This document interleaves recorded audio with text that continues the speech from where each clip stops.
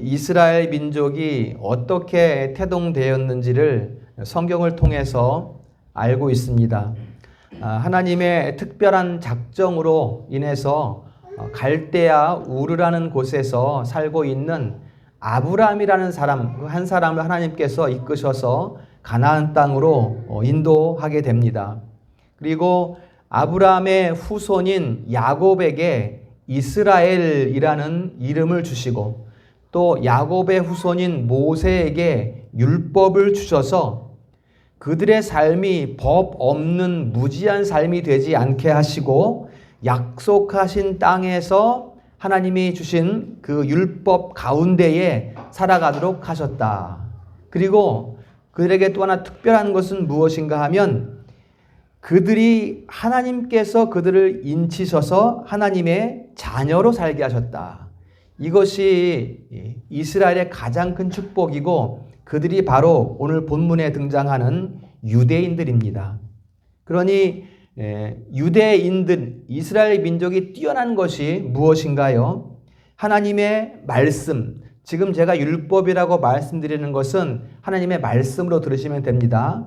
하나님의 율법을 받았다는 것이고 그 율법을 받은 가운데에서 하나님의 큰 은혜를 체험한 것이고 무엇보다 하나님의 자녀가 된 것, 이것이 그들이 가장 뛰어난 면이라고 이렇게 말씀드릴 수 있겠습니다. 그래서 우리가 나는 그리스도인입니다 라는 것에 대한 자부심을 가지고 있는 것처럼 유대인들은 우리는 하나님께서 특별히 선택한 백성이다 라는 것에 대한 굉장한 긍지를 가지고 있습니다. 근데 그게 너무 도가 지나치다 보니까 다른 민족을 우습게 여기고 이방인들을 멸시하는 그런 오류에 또 빠지게 되는 문제가 발생하게 되었습니다. 자기들은 문제가 없다고 생각해요. 오늘 17절부터 20절까지 보면 너무나 큰 긍지를 가지고 있다 보니까 율법을 의지하며 우리는 하나님을 자랑하는 사람 민족이다. 또 18절에는 우리는 율법의 교훈을 받았다. 우리는 선악을 분별할 줄 아는 사람들이다. 우리는 맹인의 길을 인도한다. 우리는 빛이다. 우리는 교사다. 스승이다. 이렇게 자부하면서 막 살아가다 보니까 이제는 자기 자신을 돌아볼 줄 모르는 그러한 백성들이 되어버렸다라는 것입니다.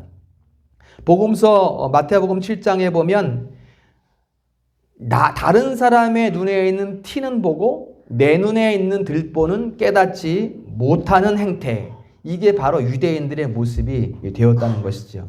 그러다 보니까 결국은 율법을 욕되게 하고 하나님의 이름을 모독하게 하는 그러한 큰 죄악에 빠지게 되었다.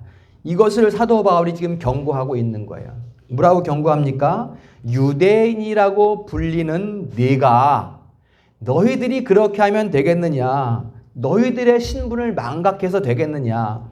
하나님께서 너희를 선택하셨거늘 율법을 주셨거늘 너희들이 이렇게 하면 되겠느냐? 이렇게 하지 말고 하나님의 말씀으로 돌이켜라. 이것을 지금 경고하고 있는 것입니다.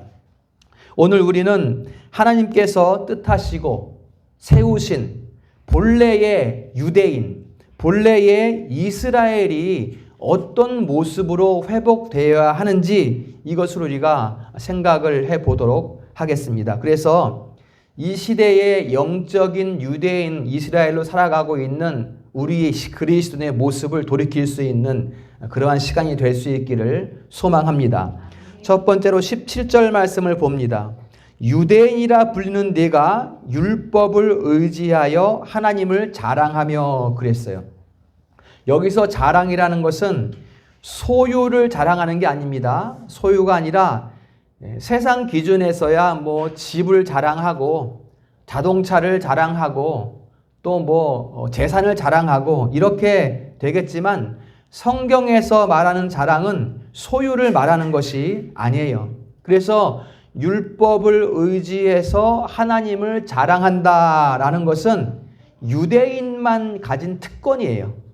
다른 사람들은 하나님을 자랑할 수 없어요. 율법을 받았기 때문에 그 주신 하나님을 자랑할 수 있는 유대인들의 특권. 어떤 자랑입니까? 그 율법을 주셨으니 그 율법대로 하나님이 내 안에 살아 계심을 드러내는 것, 이것을 자랑하는 거예요. 무엇을 자랑한다고요?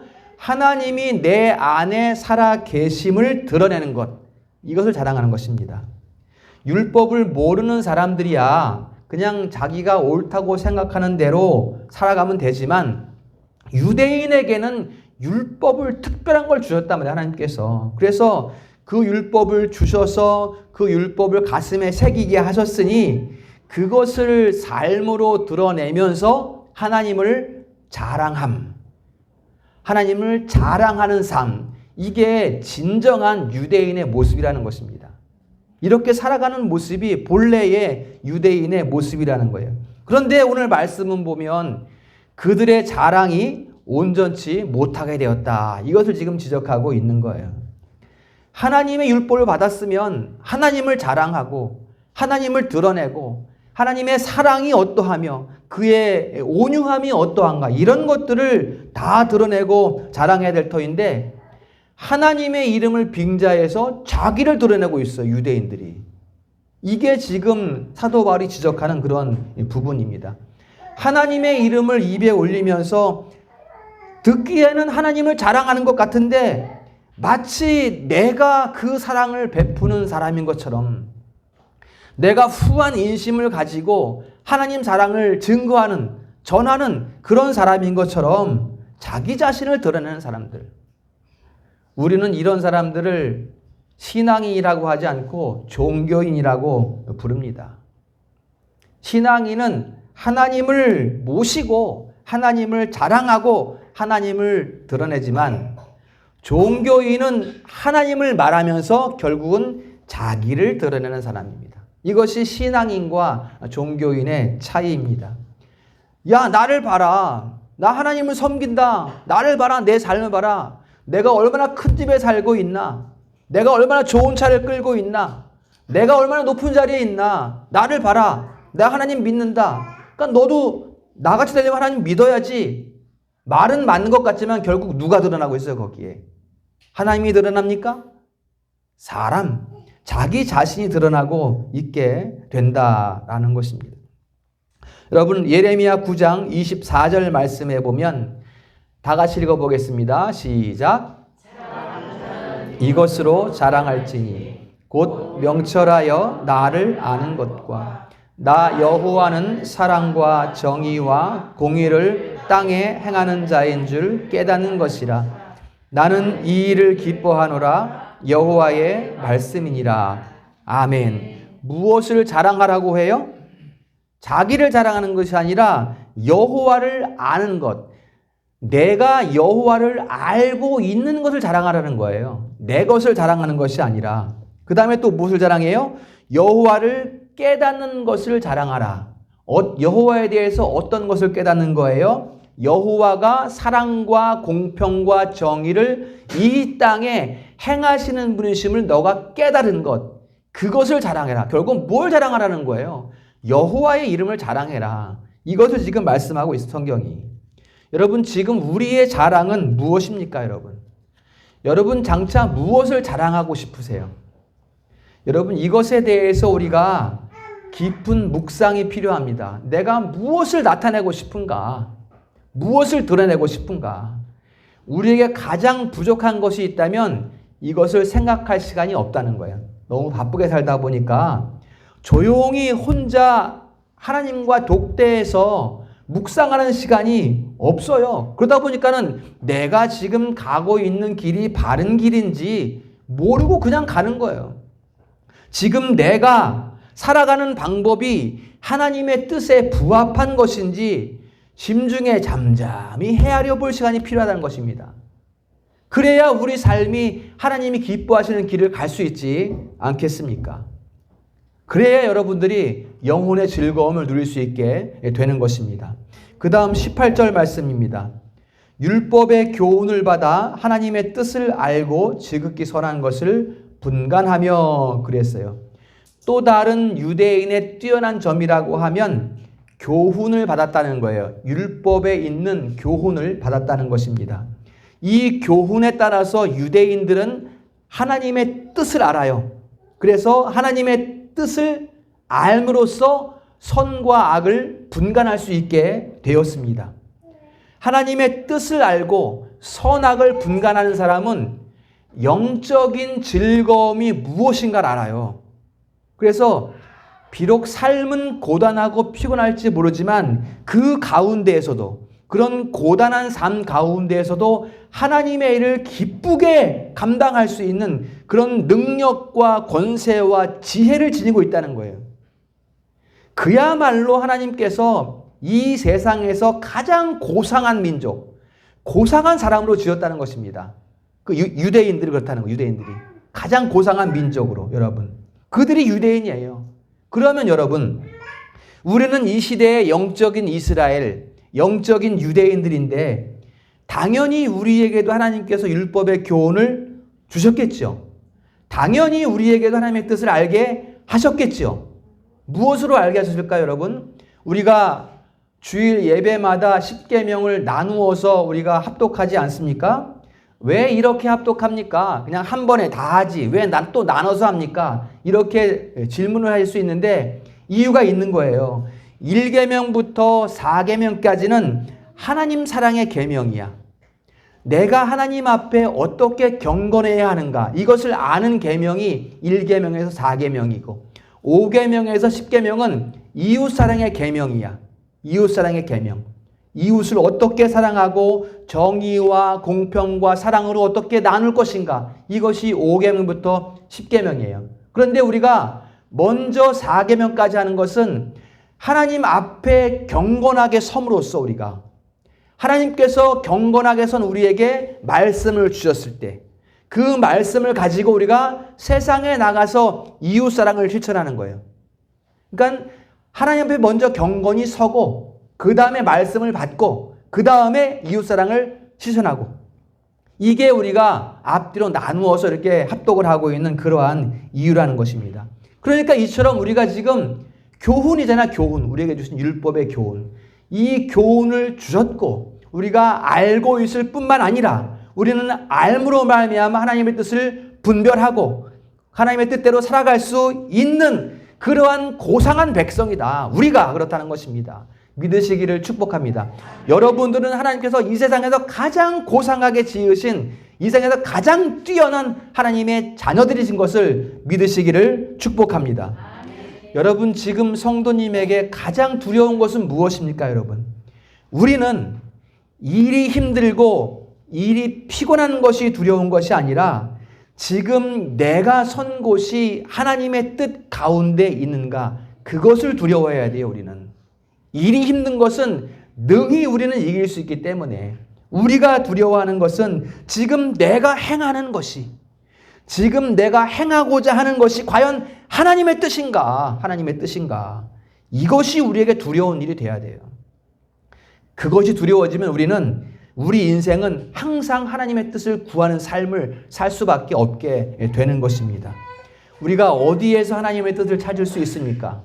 구약 시대로 말하면 율법에서 하나님의 뜻을 찾고, 지금 신약 시대로 말하면 신구약 성경 전체에서 우리가 하나님의 뜻을 찾을 수가 있는 것입니다. 이것이, 이 성경에서 하나님의 뜻을 찾을 수 있는 것이 영적인 이스라엘인 우리만의 특권이다라는 것입니다. 그러므로 우리는 계속해서 하나님의 뜻을 구하고 하나님의 뜻을 알기를 원하는 그런 삶을 살아가야 합니다. 우리가 주기도문도 우리가 암송하지 않습니까? 뜻이 하늘에서 이루어진 것 같이 땅에서도 이루어지이다. 날마다 하나님의 뜻을 구하는 우리 성도님 되시기를 축복합니다. 그 다음에 19절에서 20절 말씀인데요. 여기에 보면 율법에 있는 지식과 진리의 모본을 가진 자, 이렇게 말해요. 우리는 성경에 나타나는 많은 모본들을 볼 수가 있지요. 아브라함의 모본도 있고 또 이삭의 모본도 있고 또 모세의 모본도 있고 많은 모본들이 있습니다. 하나님께서 들려주시는 말씀에 충실한 사람들이거든요. 그들이 지금 우리의 모본이에요. 그들은 하나님께서 말씀을 주실 때 그 말씀에 충실함으로써 하나님께서 그들을 복되게 하셨어요. 지금 성경이 기록된 이후에는 이 기록된 하나님의 말씀에 충실한 자들을 하나님께서 복되게 하십니다. 지금 우리가 이 말씀을 묵상하고 말씀 가운데 살아가는 이 자체를 하나님께서 우리의 삶을 이제는 복되게 하신다는 약속이 우리 성경의 모본을 통해 이미 우리 가운데 증거되고 있다라는 것입니다, 여러분.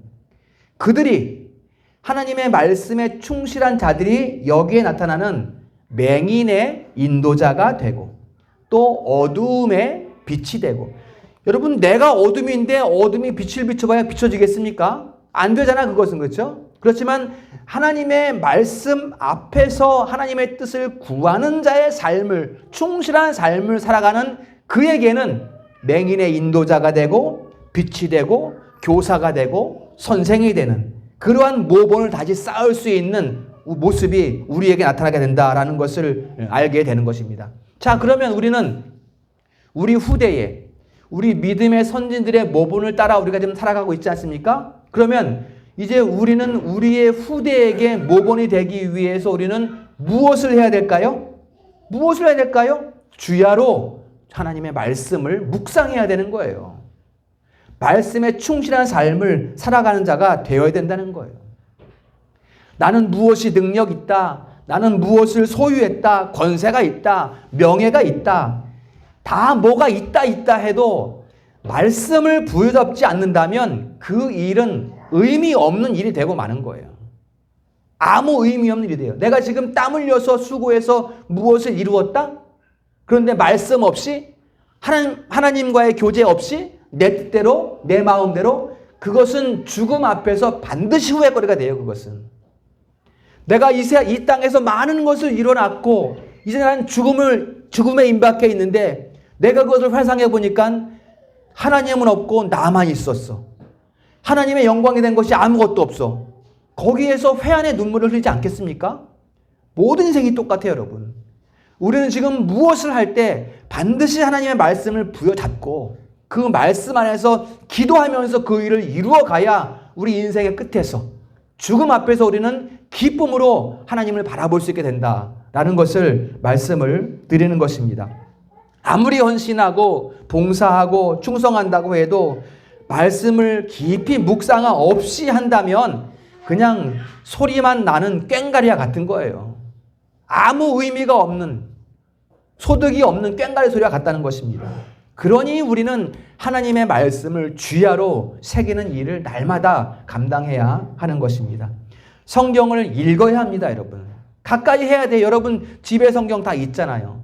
펼치셔야 돼요. 일단 그 글씨가 안 보여도 일단 펼치란 말이야. 펼쳐 놓으시란 말이야. 여러분 말씀을 다 이해하려고 하지 마세요.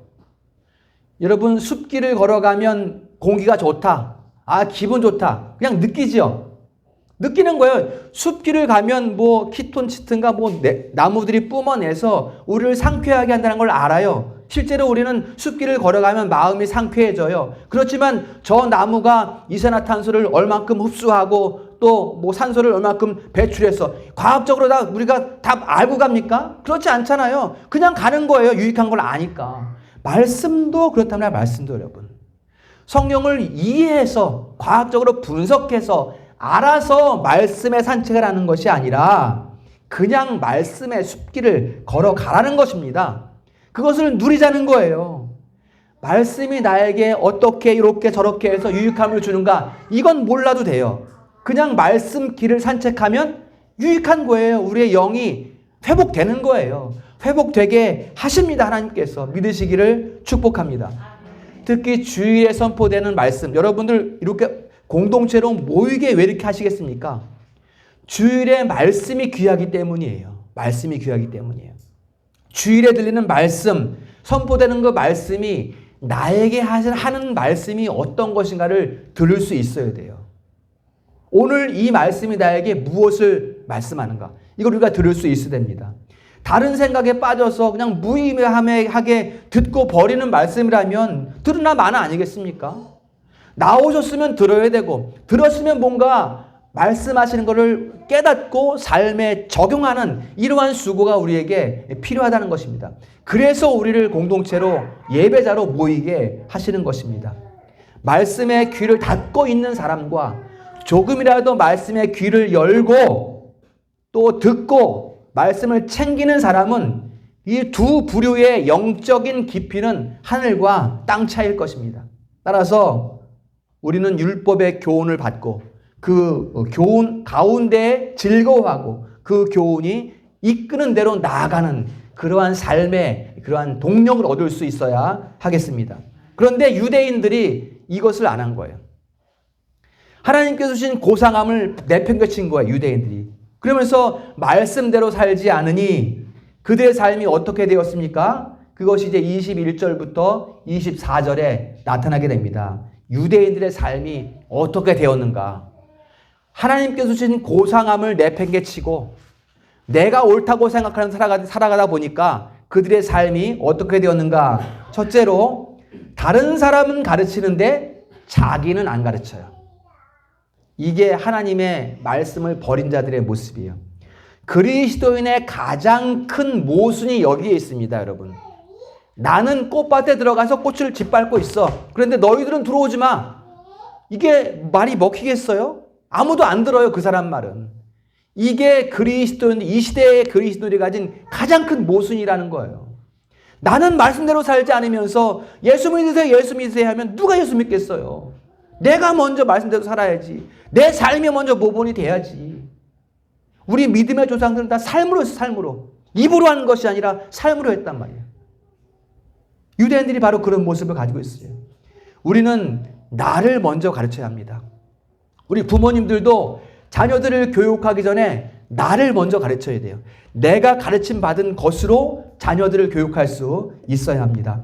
혹시 내가 우연이라도 남을 가르칠 기회가 생기거든 그것을 나를 돌아보는 기회로 삼으셔야 합니다. 아이고, 저 사람은 왜 저래? 뭐 저런 사람이 다 있어. 저런 사람이 뭐 교회를 나와. 이런 생각이 들거든 바로 그 상황이 나를 가르치는 기회로 허락하신 것이라는 것을 꼭 기억을 하셔야 합니다. 나를 가르치려는 절대로 남을 가르칠 생각을 하시면 안 됩니다. 둘째로, 도둑질하지 말라 하면서 자신들이 도둑질해요. 유대인들이. 도둑질하지 마라 하면서 자기들은 도둑질해요. 이 도둑질은 남의 집 담을 넘어가는 그런 도둑질이 아니라 제사장이 재물을 훔치고 선지자들이 거짓 이 말씀을 선포하면서 순구한 아주 순전한 이 성도들의 마음을 미혹시키는, 마음을 훔치는 것, 이 도둑질을 말하는 것입니다. 여러분, 지금 이런 거 엄청 많잖아요. 이 시대의 교회의 가장 큰 문제가 이거 아니겠습니까? 성도들이 땀을 흘려서 하나님 앞에 올려드리는 그 예물을 가지고 자기 사업을 하고 자식들 사업을 해켜주고, 이게 말이나 되겠어요? 이게 바로 도둑질, 이게 도둑질입니다. 또 거짓 말씀을 선포해서 성도들의 마음을 미혹해서 마음을 빼앗고 자기만 지옥 가는 게 아니라 성도들까지 지옥을 끌고 가려고 하는 것. 이게 이 시대의 가장 큰 문제. 이게 바로 도둑질이라는 것입니다. 자, 셋째로, 간음하지 말라 하면서 자기들이 간음합니다. 남의 음란은 꾸짖으면서 자신의 음란은 돌아보지 않아요. 다른 사람은 손가락질하는데 정작 썩어져가는 나 자신을 보지 못하는 것. 이게 바로 유대인들의 모습이었다는 것입니다. 누가 음란한 자일까요? 누가 음란한 자일까요? 군중에 둘러싸여서 주님 앞에 무릎 꿇고 눈물을 흘리는 여인일까요? 아니면 그 여인을 향해서 돌을 들고 던지려는 군중일까요? 이 여인이나 군중들이나 다 음란을 아는 자들이에요. 그러면 그들 중에 누가 용서를 받을까요? 여러분, 누가 용서받을까요? 용서받지 못할 죄는 없습니다. 다 용서하십니다, 하나님께서는. 다만 누가 용서받는가? 주님 앞에 무릎 꿇고 눈물 흘리며 회개하는 그 여인이 용서받는 거지, 돌을 들고 너는 죄인이다 돌 던지는 그 사람들이 용서받겠습니까? 아니라는 거예요. 바로 주님께서 말씀합니다. 이제 돌아가서 다시는 죄를 짓지 말라. 여인은 용서받았어요. 그러나 돌을 들었다 놓고 회개하지 않고 돌아간 군중들은 용서받지 못했습니다. 누가 그러면 음란한 자가 됩니까? 여인입니까? 군중들입니까? 군중들입니다, 여러분. 그 다음 넷째로 우상을 가증히 여기면서 신전 물건을 도둑질합니다. 유대인들이. 신전 물건을 도둑질한다는 것은 유대인들이 하나님에 대한 예배보다 세상의 물건에 더 관심을 갖고 있는 것을 말하는 거예요. 비유적으로 지금 말씀하고 있는 것입니다. 여러분, 예배드릴 예배당이 있고 세상에 금은부화가 가득해요. 여러분, 무엇을 선택하시겠습니까? 혹시 금은부화를 먼저 선택하고 그것을 가지고 예배드리면 되지 라고 하는 세속적 공식을 가지고 상상에 빠져 있지 않습니까? 여러분, 그거 안 됩니다.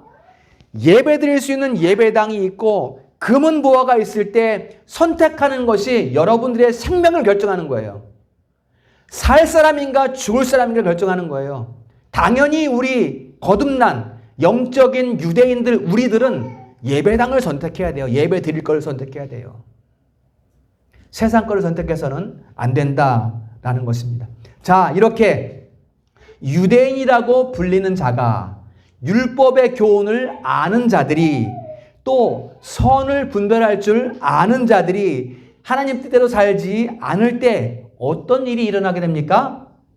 23절입니다. 하나님을 욕되게 합니다. 지금 유대인들은 하나님을 욕되게 하고 있어요.